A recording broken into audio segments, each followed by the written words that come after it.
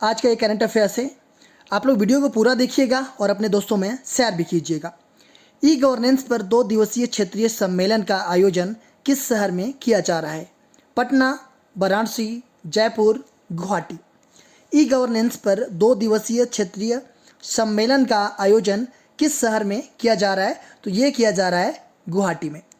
असम के राज्यपाल गुलाब चंद कटारिया और केंद्रीय राज्य मंत्री डॉक्टर जितेंद्र सिंह ने गुवाहाटी में ई गवर्नेंस पर 2 दिवसीय क्षेत्रीय सम्मेलन का उद्घाटन किया है।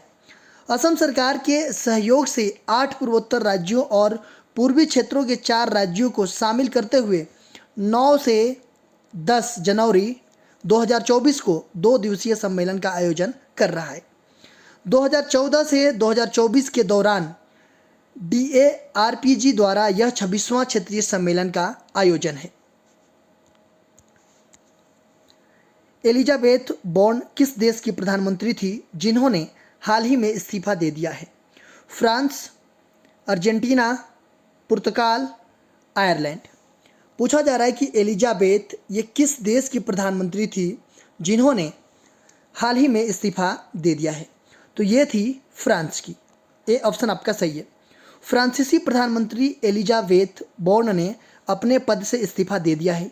फ्रांस के राष्ट्रपति इमैनुअल मैक्रोन ने अभी नए प्रधानमंत्री के नाम की घोषणा नहीं की है।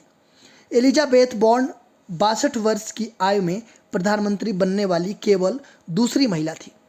बॉर्न की जगह लेने वाले संभावित उम्मीदवारों में 34 वर्षीय शिक्षा मंत्री गैब्रियल अटाल और 37 वर्षीय रक्षा मंत्री सेबेस्टियन लोकोनू का नाम शामिल है।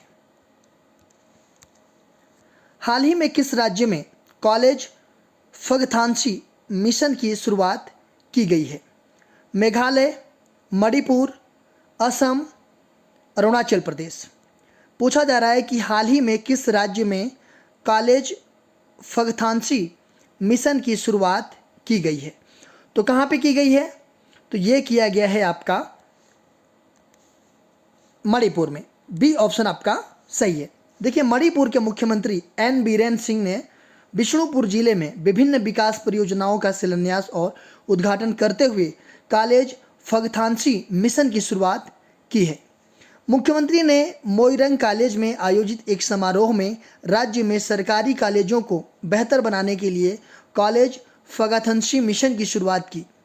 मुख्यमंत्री ने कहा कि कुल मिलकर 24 कॉलेजों को मिशन के तहत लिया गया है और प्रत्येक महाविद्यालय में 2.5 करोड़ रुपए की लागत से सुविधाएं विकसित की जाएगी। तो ये हो जाएगा आपका बी ऑप्शन।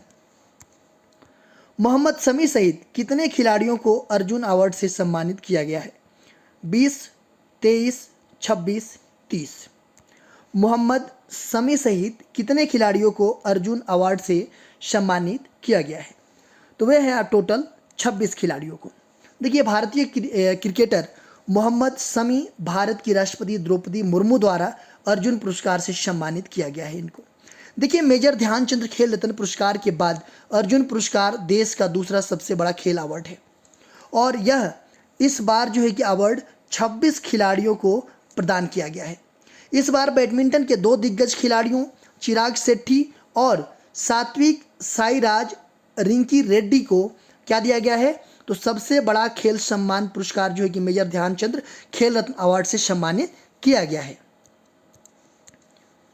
प्रवासी भारतीय दिवस प्रतिवर्ष कब मनाया जाता है? 7 जनवरी, 8 जनवरी, 9 जनवरी, 10 जनवरी। प्रवासी भारतीय दिवस ये प्रतिवर्ष कब मनाया जाता है? तो देखिए, प्रतिवर्ष 9 जनवरी को मनाया जाता है ये, ठीक है। प्रवासी भारतीय दिवस पर विभिन्न प्रकार के सम्मेलनों का आयोजन किया जाता है और प्रवासी भारतीय दिवस या NRI दिवस राष्ट्रपिता महात्मा गांधी के भारत वापसी की याद में प्रतिवर्ष 9 जनवरी को मनाया जाता है। और ये 9 जनवरी 1915 को गांधी जी को दक्षिण अफ्रीका से भारत लौटे थे। यह दिवस पहली बार 2003 में मनाया गया था।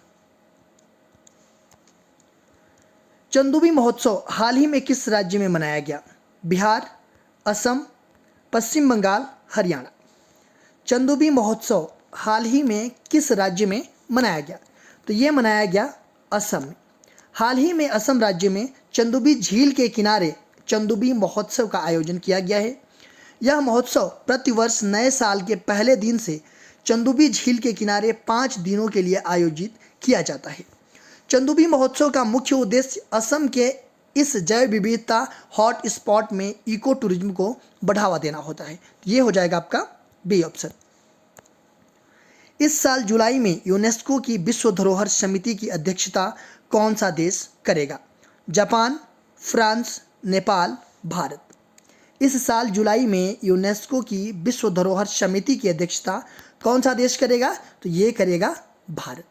भारत यूनेस्को की विश्व धरोहर समिति की अध्यक्षता और मेजबानी करेगा और यह पहला मौका होगा जब भारत इस समिति की अध्यक्षता करेगा।